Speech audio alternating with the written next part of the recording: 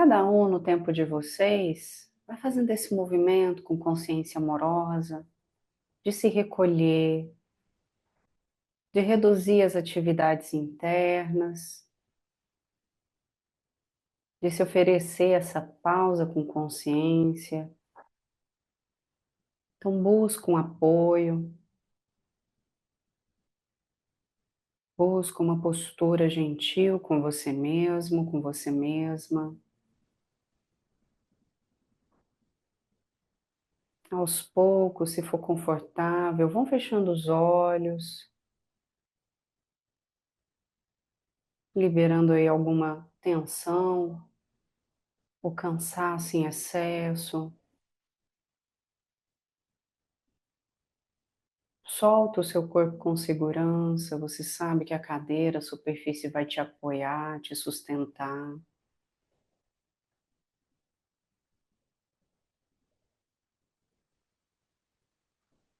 A gente pode trazer aquela intenção de fortalecer uma presença de qualidade,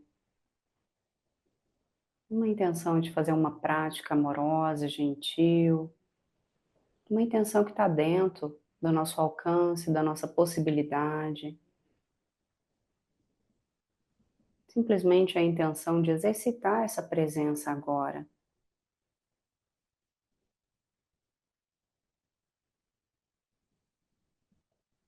E aos poucos a gente vai observando a nossa respiração,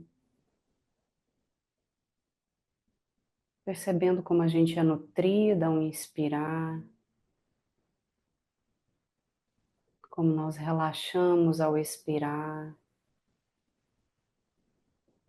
fazendo uma respiração lenta, leve, calmante.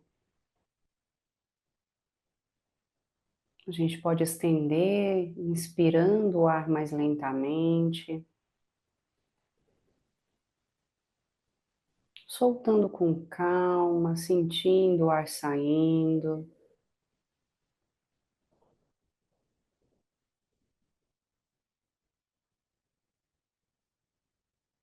Observe esse fluxo, esse movimento do seu corpo.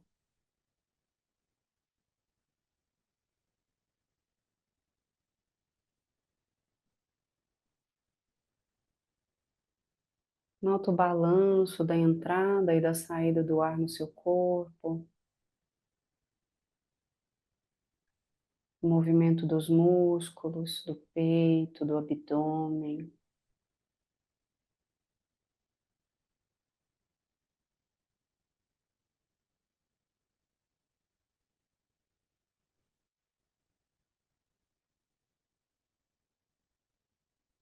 E, se possível, a gente vai deixando essa respiração acontecer naturalmente, apenas presenciando esse balanço, o ar entrando e o ar saindo.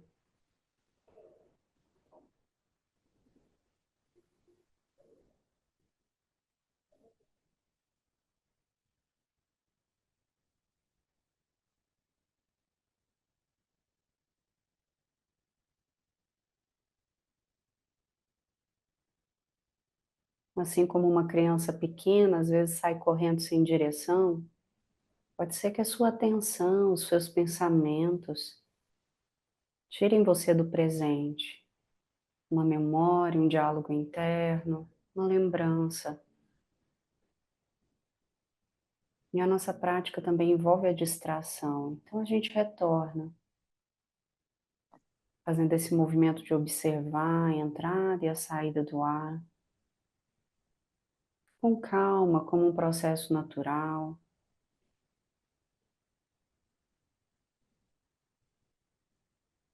Pode ser que a gente precise fazer isso mais de uma vez. Então, quando você notar que se distraiu, só retorna.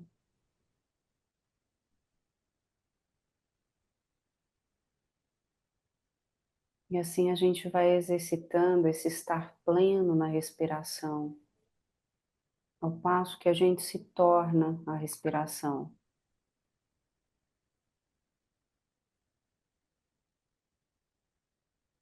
Não há mais nada aqui além da nossa respiração.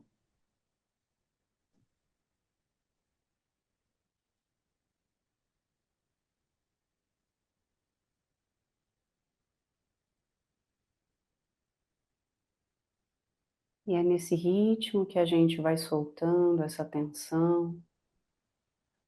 Eu quero convidar vocês a apenas contemplar esse silêncio, contemplar o que vocês estão sentindo, como estão se sentindo. Depois desse exercício,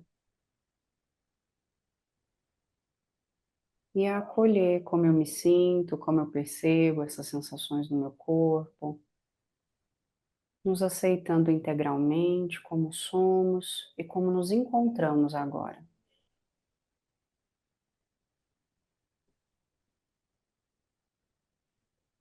Esse é um exercício de respiração que a gente está familiarizado.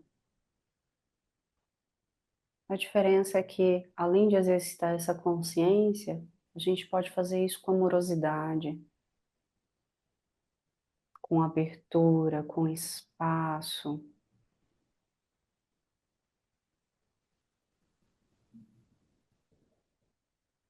Aos poucos a gente retorna num outro ritmo, com calma, fazendo movimentos com presença. Sentir vontade de alongar, movimentar o corpo, abrindo com calma os olhos.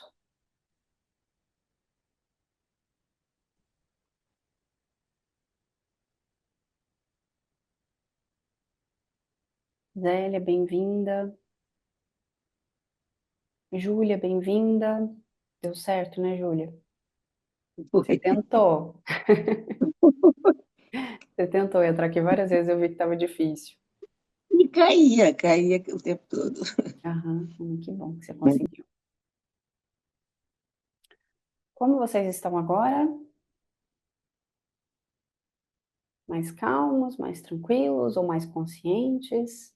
Eu faço essas perguntas, gente, mas lembrando que o objetivo da prática não é necessariamente a gente se sentir bem, tá? A ideia é a gente estar consciente de como nós nos sentimos e às vezes a gente não se encontra bem, mas embasado cientificamente, tem evidência de que o exercício ela tem essa potencialidade, né? Porque conforme a gente vai trazendo a atenção para a respiração, a gente rompe com o pensamento. Então é interessante esse exercício comparativo, não para a gente falar, não, eu estou melhor ou pior que antes. É o comparativo de, olha que interessante. Eu cheguei aqui, eu estava preocupada com determinadas circunstâncias, problemas, obrigações, ou pensando em alguma coisa que eu estava vivenciando antes de chegar aqui, e de repente eu estou aqui, né? De repente a minha atenção ela foi direcionada de forma consciente para um movimento de cuidado, né? De autoacolhimento e de conforto. Até aqui tudo bem? Estamos treinados? Estamos? Então vamos lá, eu vou começar. Hoje, a gente viu muita coisa no livro até agora. A gente, vou até mostrar aqui para vocês. Deixa eu tirar essa tela aqui. A gente já passou da página. Não, falta isso aqui, ó, para a gente terminar o livro. Não dá menos. Cadê meus marca-página aqui? A gente vai para a parte 3 do livro, né? E aí imaginar que esse livro ele é cheio de exercício de orientação, e eu acho que as coisas fazem mais sentido para a gente quando a gente consegue viver na prática. Então, eu vou fazer uns encontros agora para a gente exercitar mais, talvez trazer algumas perspectivas diferentes de desconfortos da nossa vida cotidiana, para a gente colocar essa compaixão em prática. E aí eu trouxe hoje duas perguntas chaves. Ah, quem talvez está chegando pela primeira vez aqui, gente?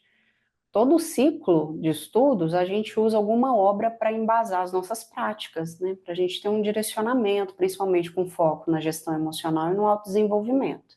E aí a gente estudou antes o livro da Christine Neff, Autocompaixão, Pare de se torturar e deixe a insegurança para trás. Aí a gente viu esse livro duas vezes, ele tem muitos exercícios legais, e agora a gente está num outro nível de compaixão, que é a compaixão feroz.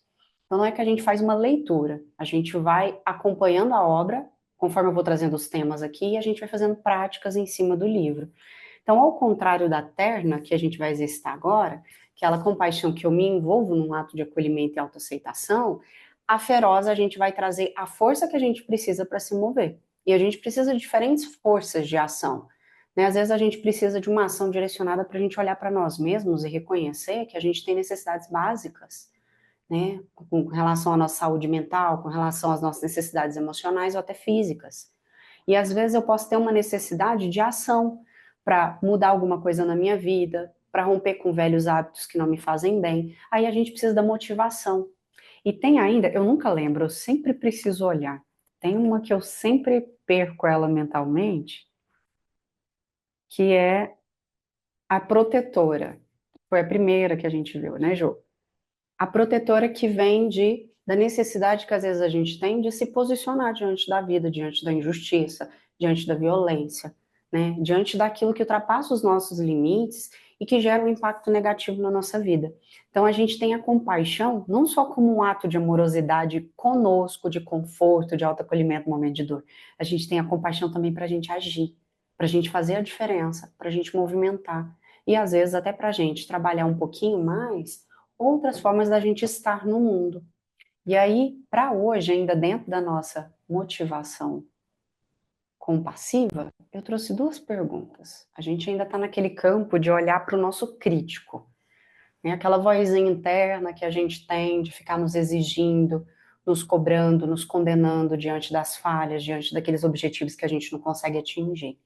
E aí, eu tinha pedido para vocês caneta e papel. Todo mundo pegou? Se não pegou, dá tempo, tá? Para a gente fazer duas práticas, uma meditativa e uma de escrita. E aí a primeira pergunta que eu já trago aqui para vocês, é uma pergunta valiosíssima. Como fica o seu corpo, a sua mente e o seu ritmo quando você começa a se cobrar demais? Pode ser que vocês não tenham total consciência de tudo isso aqui, mas talvez alguma característica vocês consigam perceber. Eu fico mais irritadiço, eu fico mais agitado, eu fico mais confuso, eu me sinto mais inseguro. E eu quero que vocês comecem a colocar isso no papel. Se quiser até resumir em cima, como eu me percebo quando eu estou, né, sobre estresse ou quando eu me cobro muito. Vamos começar fazendo esse exercício aí para depois a gente entrar na prática compassiva. Mas coloca aí algumas características. Vocês podem resgatar alguma situação para ajudar vocês, algum momento na semana ou no dia. Você se percebeu se cobrando, se exigindo, esperando algo de você mesmo.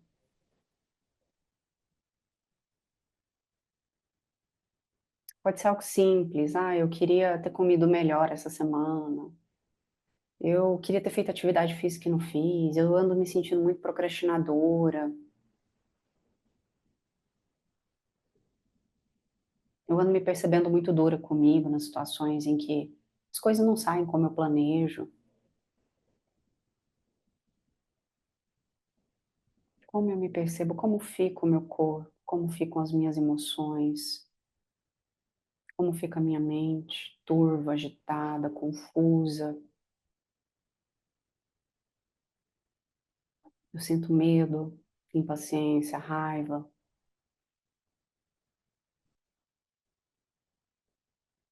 me sinto impotente.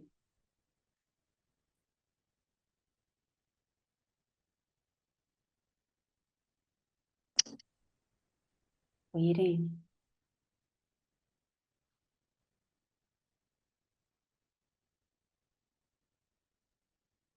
E aqui a gente vai avançar um pouquinho mais. Como é que fica o meu diálogo? O diálogo interno que eu tenho comigo mesmo. Qual que é o tom dessa comunicação?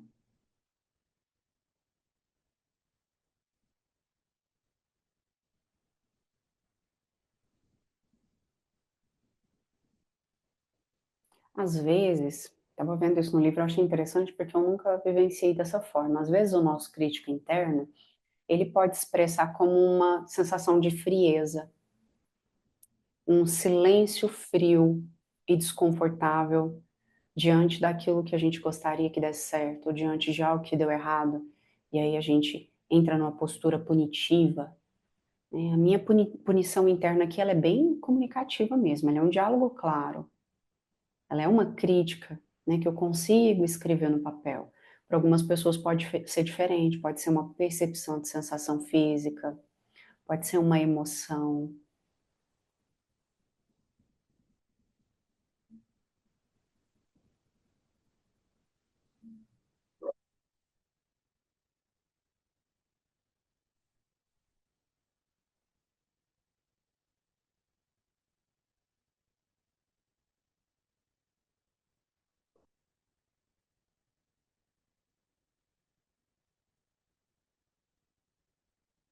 Posso passar para a próxima? Pode, sem pressa, tá, gente? Só vou pôr aqui e aí vocês podem continuar escrevendo. Estão vendo a tela?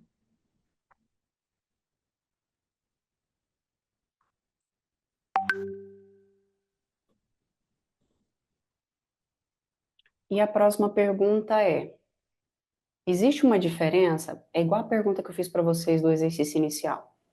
Existe uma diferença entre a pessoa que você é quando está em paz e a pessoa que aparece quando a autocrítica assume o comando?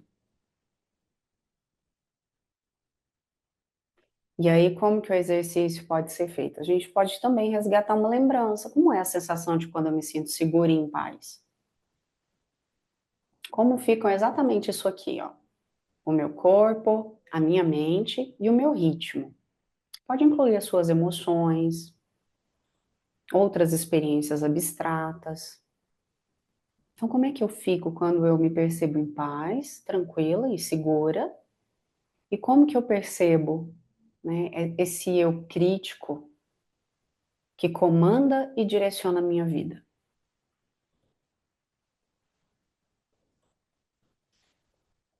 Não precisa pôr textão no papel, tá, gente? Pode escrever uma palavra, uma frase curta, palavras soltas, como ficar mais fácil para vocês diferenciar. Até fazer uma coluninha. Paz, autocrítica. E como eu me percebo, como eu me percebo.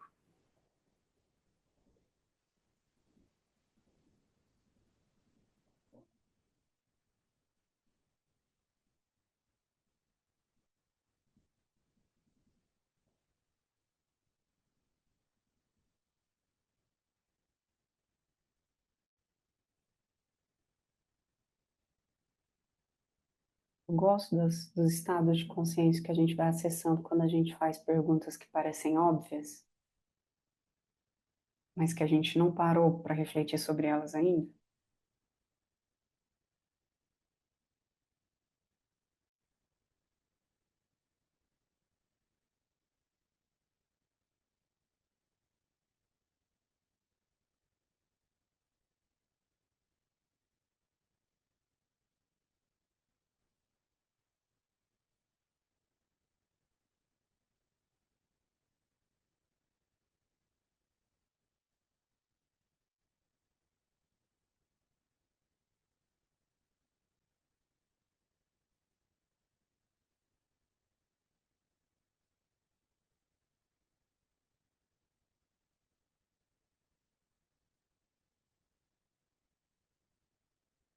Tudo certo até aqui?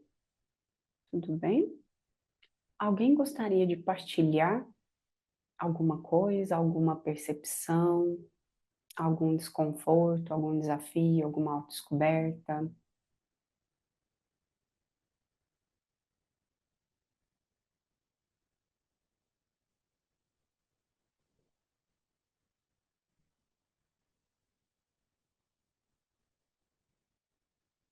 Já é com relação a essas perguntas? Isso, Júlia, só se vocês se sentirem confortáveis de partilhar alguma coisa com relação a elas. Talvez para alguns Sim. pode ser muito pessoal. Uhum. Não, tá ótimo. Essa questão quando me cobro demais, cara, eu fico tensa, né? E ansiosa quando isso acontece. Mas eu também cheguei à conclusão que hoje em dia eu já não me cobro tanto, sabe? Eu já até botei aqui. Você falou qual o diálogo que vem, né? Faça o seu possível no seu limite. Eu já não tenho assim tanto, né? Pelo menos em situações. mais rotineiras, não sei, numa situação mais diferente, aguda, né? Mas nessas situações rotineiras, realmente o que me veio é isso, é que eu estou mais compreensiva comigo, mais gentil mesmo, né? Foi isso mesmo, eu fazer o que eu posso no meu limite, porque foi uma coisa que eu fui aprendendo na minha vida, né? É respeitar essa questão dos meus limites.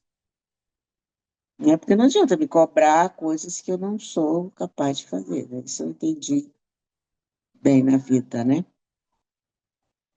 Então, isso aí foi tranquilo. Agora, a segunda, né? Como a gente fica em paz é ótimo, ficar em paz é tudo que a gente quer, que eu quero. E a minha autocrítica, eu não vejo como a autocrítica uma coisa negativa. Eu lido com isso como um autoconhecimento, né? Olha, você fez esse tipo de coisa, você foi agressiva, você foi muito passiva. Então, eu vejo isso como uma aliada para mim, né? Para eu me conhecer. E não para me detonar, para eu depois ficar me achando ruim, não. É uma coisa que, para mim, hoje eu uso como necessária, né? Necessária. Eu uso como uma aliada de autoconhecimento, porque, assim, é uma coisa que eu estou nesse caminho de autoconhecimento há bastante tempo. Então, eu acho que essa autocrítica é positiva, necessária. Aproveito bem, né, quando ela aparece. E não sou muito de escamotear, me escamotear, não. Não, olha, você tá. Não, eu estou me encarando bem, sabe? Uhum. Legal, Júlio, gostei da sua fala, porque aí a gente Uhum, entra na parte do livro exatamente sobre esse tipo de relação que a gente tem com a autocrítica, né? É primeiro uhum, aquele entendimento de que existe um crítico, né? E ele é muito comum e ele tem uma intenção, e muitas vezes é gerar proteção, é evitar que a gente cometa um erro, é fazer com que a gente mude um comportamento, uma atitude, mas aí traz a consciência da qualidade dessa comunicação. Ela não precisa ser uma sim, comunicação dura e cruel. Ela pode ser uma comunicação compassiva e apoiadora. sim, sim. E é gostoso isso, porque aí Isso. você trouxe, né? A sua já está nesse nível de consciência que você entende que ela é um apoio. Uhum.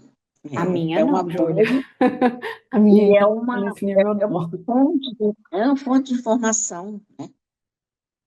É uma fonte de informação sobre a gente, né?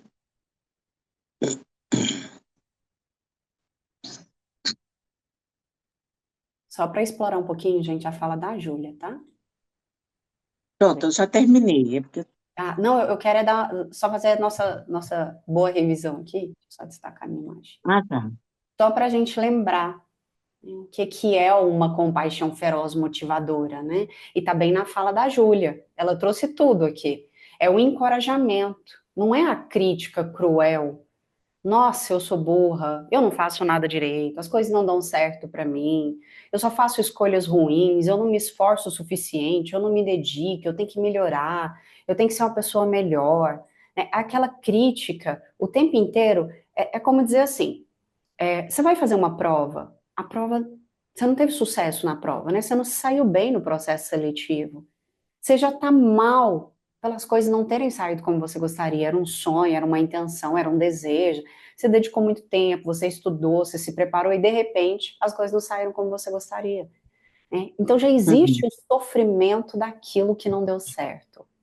E aí vem junto um crítico. Então a Christine fala é como apanhar duas vezes. É você doído, sofrido, machucado, vem o chicote e o carrasco e bate de novo e condena, né, por aquilo não ter saído como planejado, por a gente ter errado, por a gente não ter tido sucesso. E aí ela vem ensinar uma outra motivação, que é no lugar do castigo, da crítica, vem primeiro uma compaixão terna, que reconhece que a gente se encontra em sofrimento, que reconhece que está difícil lidar com aquilo, né, que doeu, que é triste. né? Que mexe com a nossa autoestima, que mexe com a nossa autoconfiança, que faz muitas vezes a gente querer desistir. E aí a gente entende que essa experiência, ela não é única, porque é muito comum nesse processo de autoconhecimento a gente começar naquele lugar que a gente fala assim, poxa, parece que é só comigo. Parece que essas coisas só acontecem na minha vida, parece que é só para mim que as coisas não dão certo. E aí a gente começa a entender que esse mesmo sofrimento que eu reconheço externamente, ele perpassa a minha vida de todos os seres, né? Em situações Uhum, diferentes, em condições diferentes, mas que todos nós sofremos. E aí, perdão, né? Primeiro vem mindfulness, a consciência do sofrimento, e a gente termina nesse lugar aqui, autobondade. É oferecer pra gente aquele colo, aquele conforto que a gente gostaria de receber quando a gente não está bem. E que geralmente a gente oferece para uma pessoa amada quando ela não está bem, né? E aí é aquela analogia muito básica, muito legal, faz a gente lembrar que a gente pode fazer o mesmo, que é, se um amigo, uma pessoa querida se encontra em sofrimento, eu não vou lá apontar o dedo, né? Dificilmente eu faria isso. Criticar, julgar, ah, você não passou na prova, a culpa é sua. Você deveria ter se esforçado mais, você deveria ter feito mais, deveria ter estudado mais. Não, a nossa postura tende a ser terna, né? Confortável.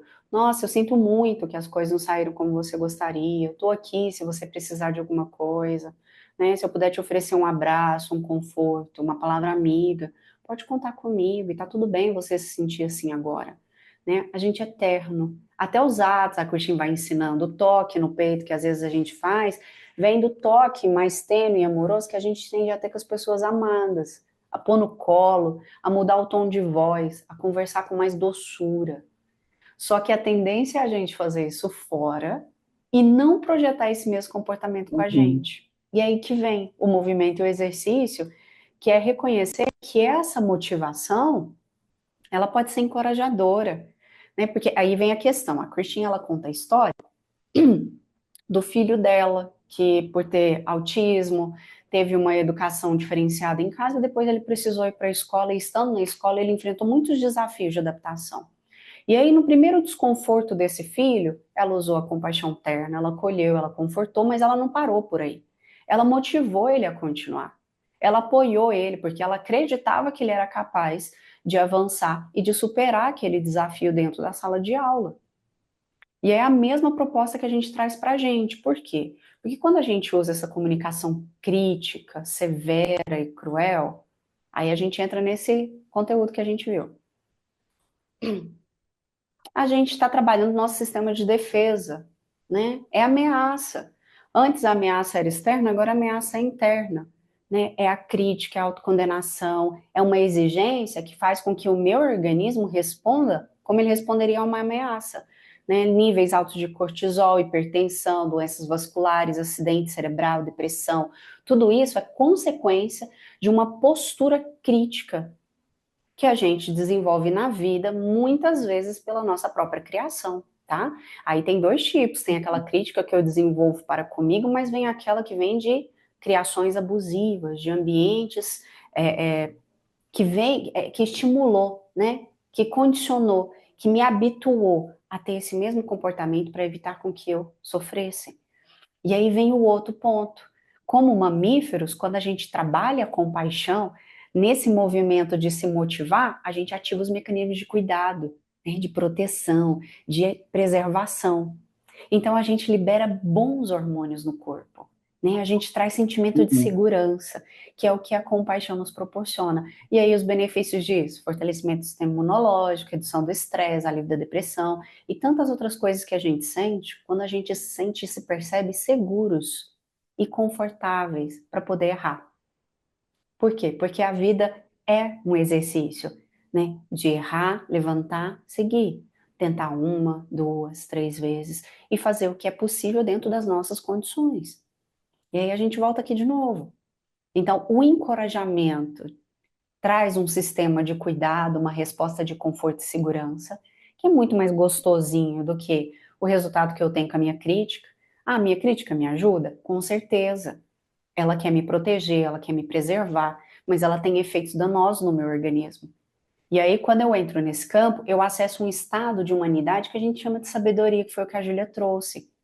Sabedoria em que sentido? Entender o que deu certo e o que não deu. Olha, fazendo desse jeito, estudando desse jeito, ou fazendo as coisas desse modo para atingir aquele objetivo, que é passar naquela prova, não deu certo. Eu posso fazer alguma coisa diferente. Né? Eu posso me organizar melhor nos meus horários de estudo, eu posso fazer um cronograma, eu posso buscar um suporte, eu posso fazer um cursinho, eu posso até me descansar mais. Né? Eu percebo que quando eu descanso mais, minha produtividade aumenta. N caminhos, é a sabedoria para continuar avançando. E a visão aqui em Mindfulness que a Christian traz para gente é no sentido de qual é o meu objetivo, qual é o meu foco. Ah, o meu foco é entrar naquela faculdade, o meu foco é colocar aquele projeto em prática, o meu foco é mudar aquele hábito alimentar. Né? Então, eu mantenho o meu foco lá na frente, que é onde eu quero chegar, para que eu não desista, para que eu lembre o porquê eu estou me esforçando tanto, né? Onde eu Uhum. quero alcançar e o que que isso vai trazer de benéfico para minha vida. Tranquilo até aqui, gente? Dúvida, perguntas, mais partilhas? Aproveitei a fala da Júlia, que aí eu já revi tudo que eu trouxe. Jô, pode falar. É uma pergunta: quantas vozes tem na sua cabeça? Nossa, eu não sei contar não, Jô, tem muitas. Tem muitas. Algumas, É eu porque tô familiarizada, eu pego elas mais rápido, outras elas ainda são muito sutis e elas chegam de fininho. e todas elas são críticas, assim como você relatou? No início era muito. Hoje tem aquela compassiva, hoje tem aquela que relembra que não precisa ser desse jeito, e aí tem aquela que fica lá no fundo falando assim, nossa, mas você também, hein? Você podia ter feito diferente. Aí vem a outra e fala, Aline, seja um pouco mais gentil, você sabe como é que a gente fica quando isso acontece. Né? A gente inflama, a gente trava, a gente sente dor na coluna, por aí, Jô. Eu identifico quatro vozes na minha cabeça. Tem a essa extremamente cruel e crítica, cortante, fria, mal. Ela é perversa. Ela chuta cachorro morto. Imediatamente tem uma outra super fofinha, acolhedora, e eu coloco nela a voz da minha mãe. É, ela já viveu muito, ela é sábia, ela, calma, relaxa, respira. Aí tem a super aventureira inconsequente, que eu relaciono de como que eu era quando eu era jovem, e tipo, ela só vai e ela não mede as consequências, às vezes ela dá com a cara na parede. E tem a outra que eu acho que é meio que o meu momento atual, assim, que tipo, cada escolha tem as suas consequências, então ela é mais pé no chão, assim. Então eu consigo identificar bem as quatro vozes da minha cabeça para guiar mesmo. Elas são um guia. Até a perversa, porque às vezes a gente se mete em umas situações que não precisava, né? E aí ela, isso, abestada, quem mandou você fazer isso? Então ela é bem, bem assim. Que lindo, Jô, que bonito isso. E ó, gente, tudo isso é uma construção, tá? É uma autodescoberta, né? Não é para a gente entrar de novo nesse lugar de, nossa, então eu preciso ser mais compassível, eu preciso mudar essa comunicação, eu preciso perceber. Não, a gente não percebe o tempo todo. Né? Como eu falei para a Jo, às vezes essa comunicação, ela se ensinou de um jeito muito mais sutil. Né? Ela está tentando passar ali para esse campo, falar, ah, você sabe o que é autocompaixão, mas peraí, eu vou te pegar por trás. Né? Numa expectativa, numa dor, num desconforto. E aí, por que essa comparação da gente perceber quando está em paz e quando a gente se percebe pressionados pela nossa autocrítica? Porque a gente vai começando a entender como é que a gente se regula nesse processo. Hoje, quando eu estava aqui fazendo, eu fiz uma pequena analogia na minha cabeça. Quando eu monto as nossas aulas aqui, eu tiro uma hora, sento aqui no escritório, meu marido dá aula do lado, e aí eu consegui trazer a prática para o meu ambiente. Tinha pássaro cantando, música de água no meu computador, vento pela janela, muita luz no quarto e uma calma. Aí na calma, conforme eu vou escrevendo, vão vindo os insights, as ideias, as intuições, e eu vou estruturando. Eu percebi, olha, eu sinto mais clareza quando eu estou calma. Quando eu condiciono até o ambiente, aí eu orientei vocês no grupo, preparem o ambiente, isso influencia. Observe onde você fica, o que está em torno de você, isso influencia. Né? Então, eu preparei o meu ambiente, eu vi, nossa, olha que calma gostosa, que sensação boa. E o oposto? Ah, o oposto eu fico frustrada. O oposto, quando eu estou sob estresse, eu fico confusa. Eu sinto muito medo, eu tenho respostas de medo o tempo inteiro, não vai dar tempo, eu não vou conseguir, eu não vou fazer, isso aqui vai ficar pela metade, isso aqui também é importante, meu Deus, isso aqui ia atrasar, e parece que eu tô esquecendo alguma coisa, e aí eu fico um pouco perdida, faço as coisas picadas, as coisas não fluem como eu gostaria, eu não tenho tanto insight, tanta ideia bacana, eu não sou tão criativa quando eu tô sobre essa pressão, esse estresse. E aí a gente vai rememorando que é a proposta do mindfulness, para quê? Para a gente poder acessando isso, ó, eu tô acelerada, né? A respiração tá ofegante, o corpo tá hiperventilando, eu tô sentindo dores, eu percebo muito isso fisicamente, eu vou tensionando, eu vou sentindo dores lombares, dores na coluna, dores nos joelhos, e aí eu vou regulando isso. Peraí, Aline, como é que é a experiência de quando eu estou mais tranquila? Aí eu vou pro exercício.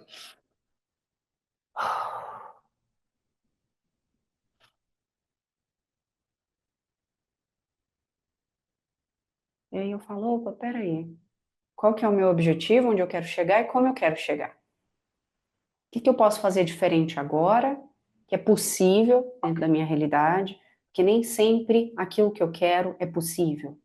Porque às vezes eu tenho sim que fazer. Eu tenho que bater minha roupa, eu tenho que organizar alguma coisa de casa, eu tenho que correr para esquentar as marmitas que eu faço nos finais de semana e deixo na geladeira. Eu tenho que cuidar dos meus bichos, porque eu moro em apartamento, e cachorro, apartamento, xixi, cocô de cachorro, né? Cheiro dentro de casa, eu tenho que limpar, e eu tenho que responder uma mensagem. Eu tenho, né? Por quê? Porque isso faz parte da dinâmica de sobreviver. Nem sempre eu vivo, às vezes eu preciso sobreviver. E aí a gente vai trazendo humanidade para esse processo, de entender que às vezes a gente vive, às vezes a gente sobrevive. Às vezes a gente tem calma, às vezes a gente tem estresse. Mas onde eu tô quando tudo isso está acontecendo? Eu tô presente? Então, eu vou convidar vocês, minha fala está estendendo muito hoje, eu vou convidar vocês a gente trazer a compaixão terna, para a gente fazer mais um exercício de escrita. Então, antes de mais nada, dessas anotações que vocês fizeram, observe o que, que ainda é um desafio bem desconfortável para vocês. Pega uma situação recente, talvez que essas características do papel reflitam. Onde é mais difícil, às vezes, lidar com uma situação que não muda, e aí o seu crítico surge, onde você percebe que a experiência em si gera um sofrimento que você consegue identificar. E aqui a gente pode dar nome simples para o sofrimento, tá? A gente já tem feito isso há muito tempo, normalizar o sofrimento. Estar sob estresse é sofrimento. Me cobrar o tempo todo me gera tensão, tensão é sofrimento, dor é sofrimento. Esperar muito de mim quando eu não estou conseguindo é sofrimento.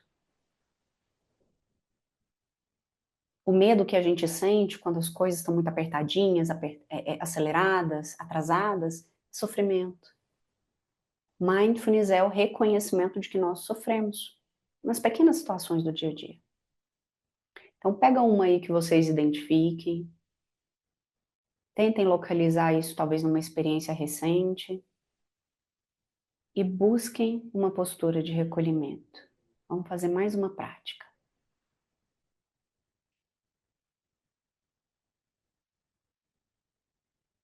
No tempo de vocês, busca o apoio do corpo, essa âncora que nos mantém no presente, uma postura confortável, um cuidado com a coluna, um alívio para os ombros. Solta os braços, solta o quadril, entrega o corpo. Pode ser que ainda tenha tensão somada aí, acumulada.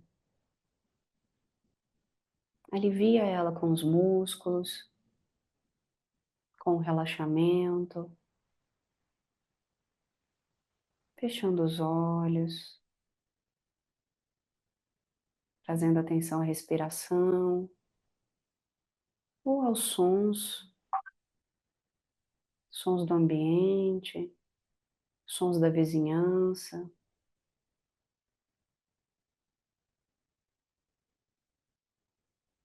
Sustenta a sua atenção aí um pouco.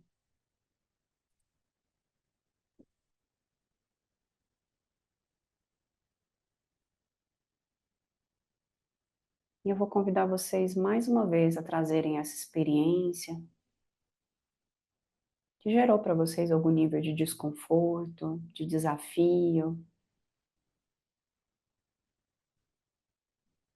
algo recente, algo brando. Vamos pegar alguma coisa aí do moderado ao leve, nada muito intenso.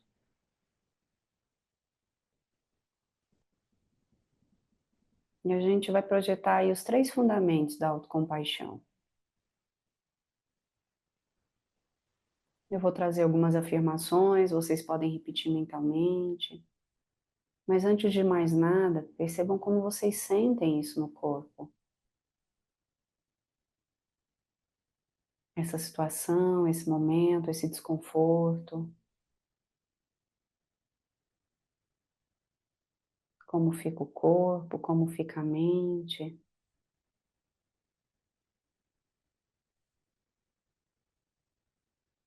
Como fica o ritmo.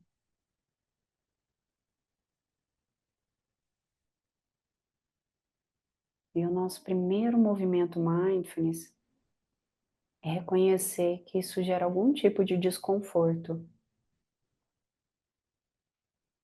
Então a gente pode dizer mentalmente: eu reconheço o sofrimento nessa experiência.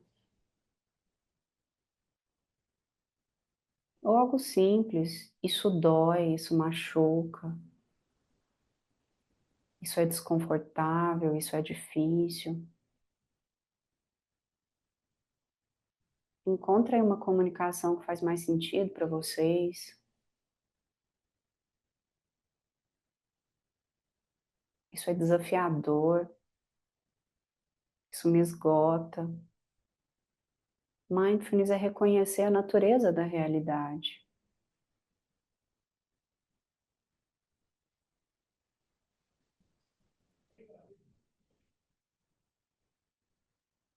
O segundo movimento é a gente trazer essa consciência humana, a humanidade compartilhada, lembrando que a gente não está sozinho nessa experiência. A gente pode dizer mentalmente: eu sei que eu não estou sozinho. Eu tenho consciência de que outras pessoas nesse mesmo momento também passam por experiências de sofrimento.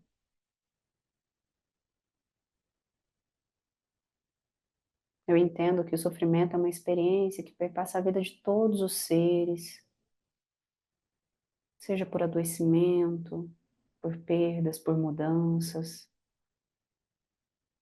Eu reconheço que eu não estou sozinho nessa experiência.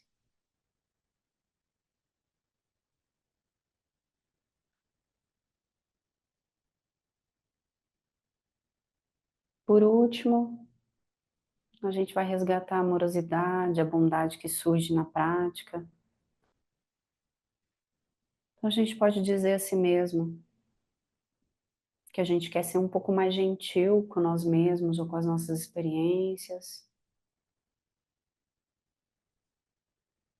que a gente gostaria de se acolher, se confortar nesses momentos difíceis, ou ainda uma comunicação mais direta: eu me preocupo comigo, eu quero me ver bem, é seguro estar comigo, eu me importo com os meus desconfortos, eu me amo exatamente como eu sou, eu me aceito exatamente como eu sou.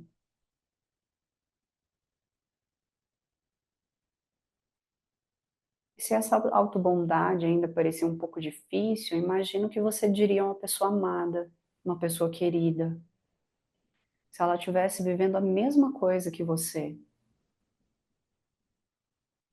Eu estou aqui para o que você precisar. Tá tudo bem, você está se sentindo assim agora. Encontre uma fala, uma comunicação que dialogue com você.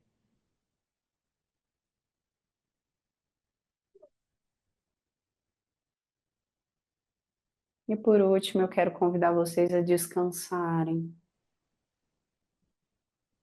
Mais uma vez, o nosso corpo ele é o suporte, ele é o veículo, ele é o recinto onde a gente se recolhe. Descansa aí nesse estado de consciência, sabendo que esse espaço é seguro, que a sua autorrelação é amorosa,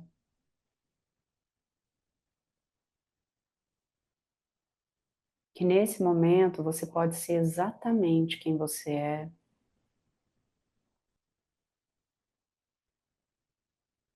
E descansa nessa experiência, seja ela qual for.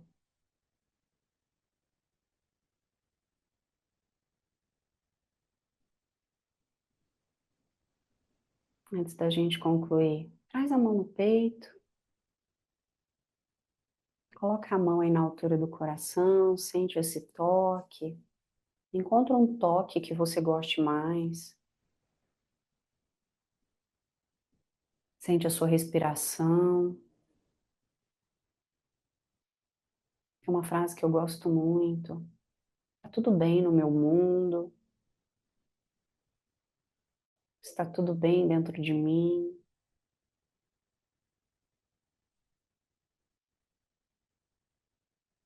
Aos poucos a gente vai retornando com esse mesmo respeito, com esse mesmo cuidado, despertando o nosso corpo.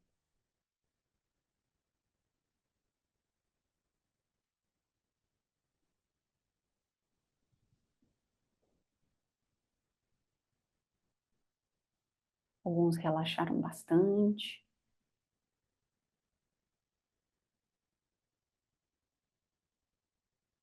Perceber alguma coisa, gente? Vocês já fizeram esse exercício várias vezes, mas a questão é a constância e a repetição. Trouxe alguma percepção nova? Alguém gostaria de partilhar, trazer um sentimento?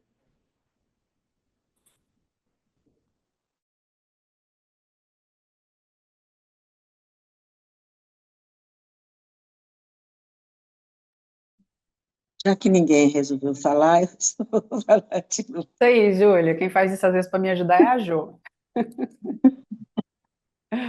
É uma situação desconfortável, eu até fui anotando aqui mesmo, né, na minha experiência aqui mais tranquila, né?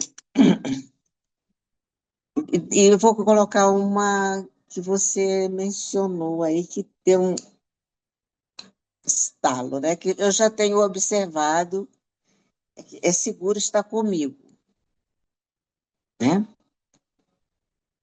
Eu tenho uma certa insegurança, né? Eu acho que é normal, né? E também a questão da autoestima, que às vezes eu me vejo,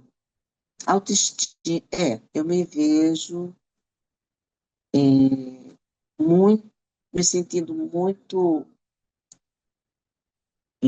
feliz ou então agradecida com o que eu tenho, tá? O que eu acho uma coisa equilibrada.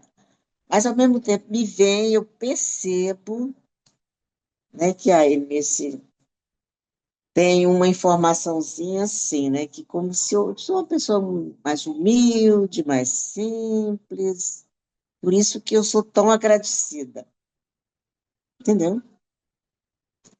Uma espécie de não merecer, né? Esse, me achar meio que não mereci. E eu acho que não é por aí, né? Eu preciso, né, aumentar esse contato comigo de que eu mereço qualquer coisa nesse mundo, de boa, né? Qualquer coisa. Porque eu sinto que tem essa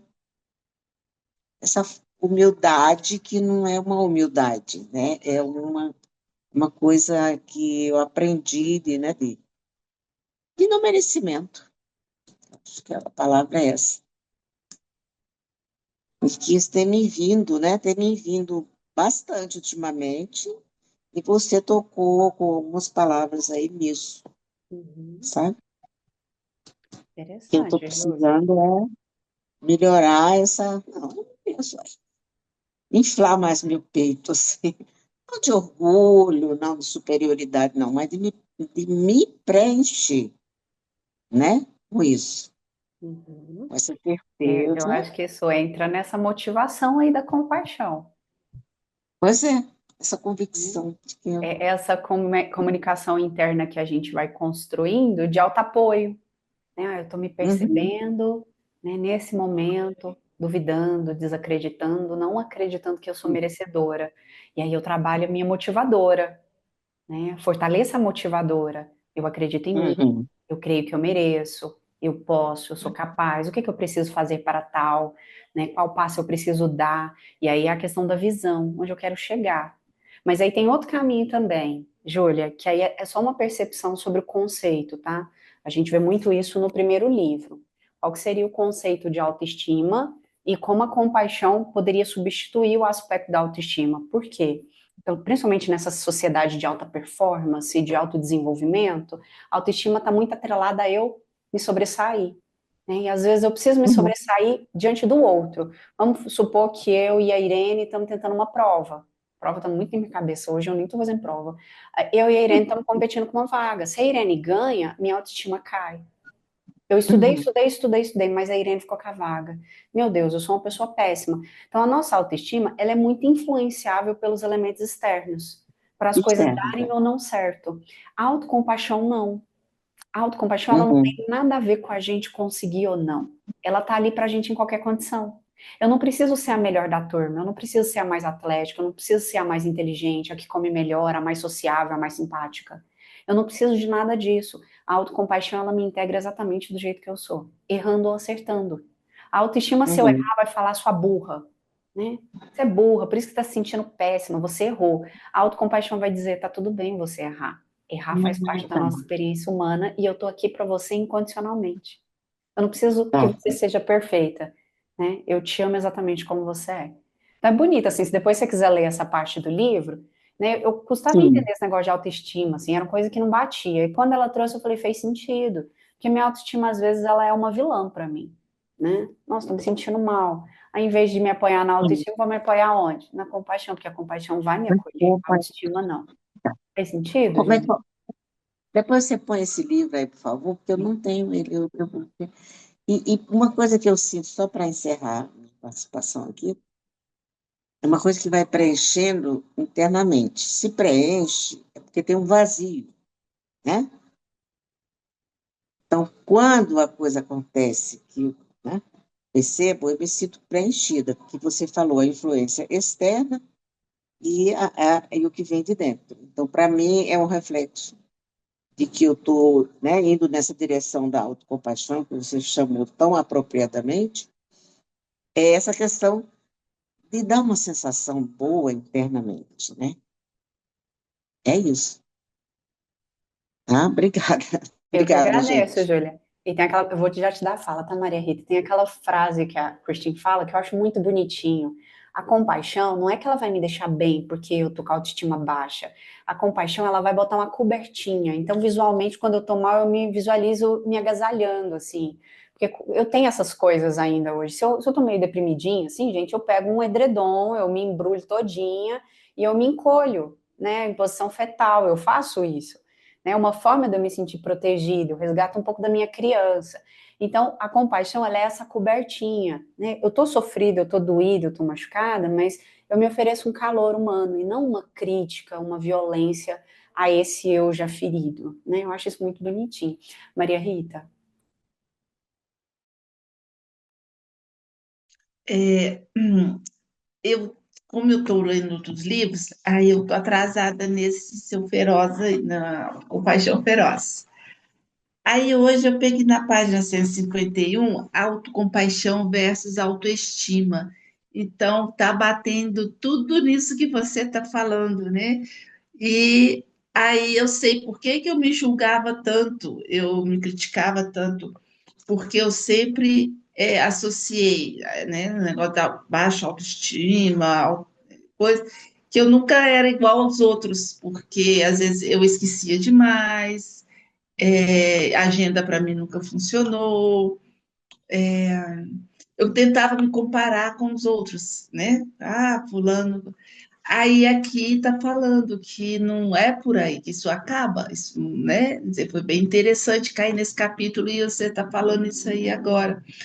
Aí eu fiz essa autocompaixão comigo, porque falei assim, tá, você esquece, mas tanta quantas pessoas também esquecem, né? Tem essa memória assim, tanto que o mindfulness, depois que eu estou fazendo essa prática, tem uns 3 anos mais ou menos, eu entrei ainda perguntando para o Alex, fala, isso ajuda para quem tem TDAH, quem está esquecendo, e esqueci, e ruminar, e não prestar atenção, desligar, e ajuda. Todo neurologista devia receitar essa prática de fazer mindfulness, fazer esse trabalho que vocês fazem, porque é melhor do que o remédio. E assim, agora ainda mais agora nesse capítulo, nessa parte de autocompaixão versus autoestima, que eu estou vendo que não precisa de eu ficar me criticando, né? Então, me ajudou bastante. Legal, Maria Rita. É muito gostoso, né, a gente poder fazer diferente. Só que aí, um campo que eu acho que a gente pode exercitar ainda mais essa compaixão se a gente refletir, gente. Nós somos condicionados e treinados socialmente para sermos críticos e nos compararmos. Por quê? Porque a sociedade prega padrão de beleza, padrão de estética, né? Hoje, eu estava vendo um documentário muito tenso sobre a magreza extrema, né? As pessoas estão buscando um padrão, um estilo de vida que não tem nada a ver com elas. Então, uma fala que eu tenho trazido muito para mim nesse sentido é: Aline, observa, não é culpa sua se às vezes você se pega nesse lugar. O ambiente está te habituando, eu gosto muito de falar treinando, tudo está te treinando a agir dessa forma, a achar que você precisa disso, a achar que você tem que mudar isso, a achar que você tem que ser melhor nisso, né? E você realmente acredita que precisa disso? Então é uma pergunta que eu tenho me feito muito. Eu preciso disso? Isso faz sentido para mim? E aí uma fala que eu coloquei no meu vocabulário também, eu tenho usado muito ela. E aí completando sua fala, Maria Rita, se alguém me pergunta alguma coisa, eu uso muito a fala assim: para mim funciona, para mim não funciona, né? Tenta isso aqui, para mim deu certo, vê se faz sentido para você. Por quê? Porque aquilo que faz sentido para mim, talvez não funcione para o outro, e aquilo que funciona para o outro, talvez não faça o menor sentido para mim, né? Jô, fica à vontade. Eu tentei não participar porque a gente já estourou o horário.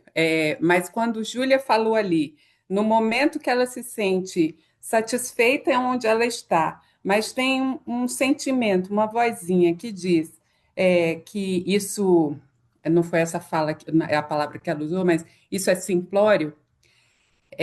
Pelo menos foi a sensação que me deu, assim, de tipo, não, você deveria querer mais. Isso é porque a gente tem que. Aí o que veio para mim foi exatamente o que você falou agora. A gente tem que ver aonde que a gente está. A gente vive num sistema que estimula competição o tempo todo e alta performance o tempo todo. Então, você está satisfeito onde você está, com o que você tem, o tempo todo, os estímulos externos é o pop-up que surge no celular, é a propaganda na televisão, é a amiga que diz: Mas como assim você está com esse celular de 10 anos atrás? É todo mundo o tempo todo dizendo que não basta, não é suficiente. E para mulheres especificamente, que é meu lugar de fala, é, tem a questão estética. Você vale o quanto você aparenta. Então, quanto é um capital, é a beleza padrão é um capital. Então, se você está à margem disso, eu sou uma mulher que está à margem disso, apesar de eu me achar uma baita de uma gostosa, mas o sistema diz o tempo todo que eu sou feia, que eu sou velha, que eu sou gorda. E aí, em algum momento, eu até escrevi aqui no exercício que você falou da paz e da autocrítica. Quando eu estou em autocrítica, eu me vejo tensa, triste e a minha cara derrete. Eu me vejo feia, mais feia do que o sistema diz que eu sou. Por quê? Porque está ainda muito atrelado o valor de uma mulher em sua juventude e beleza. E se você não tem isso, você não vale nada. Mas aí você tem que ser esperta e dizer: peraí, para mim, isso não funciona, não. E aí você dá a volta no sistema, não aceitando essas vozes, que não são da sua cabeça, elas são externas e são muito bem estruturadas, de que o seu valor, que é o que é a estima, o valor que você dá a si mesmo, ele vai além da massagem, do botox, do autocuidado, da roupa de grife. Ele é: eu valho pela minha existência, eu valho por mim mesma, eu valho independente do que qualquer outro diga, pense ou fale. Uma formiga vale, porque ela leva sementinhas e folhinhas e faz aquilo virar uma árvore. Então, cada ser vivo nesse ecossistema tem o seu valor próprio só em ter a sua existência. E isso que é autoestima no final das contas. Não é a quantidade de ruga na minha cara, minha barriga dobrando, meu salário na minha conta, enfim. Era isso. Perfeito, Jô. Você trouxe o conceito de mindfulness. O pleno estar, o pleno ser, né? Maria Rita, você gostaria de falar mais alguma coisa? Você tinha levantado a mãozinha, a Marta também tinha levantado a mãozinha antes. Mais alguém, gente, gostaria de partilhar? Tá tão gostoso. Tá tão bom isso. Vocês percebem que é uma construção social? Eu acho tão bonito isso, quando a gente fala de mindfulness, autocompaixão, né? Autocondenação, não é uma construção individual, é um processo coletivo, né? E aí mindfulness traz o quê? Clareza, percepção, entendimento, menos culpa, né? Mais possibilidade de eu me sentir bem comigo mesma, né? Entender que eu não carrego esse peso, que isso não é uma responsabilidade minha, né? Mas que eu posso fazer diferente. Isso que é bonito. A gente pode agir diferente. A gente pode construir essa linguagem mais amorosa e acessível para conosco, né? E isso tem efeitos maravilhosos para o nosso corpo, para a nossa saúde.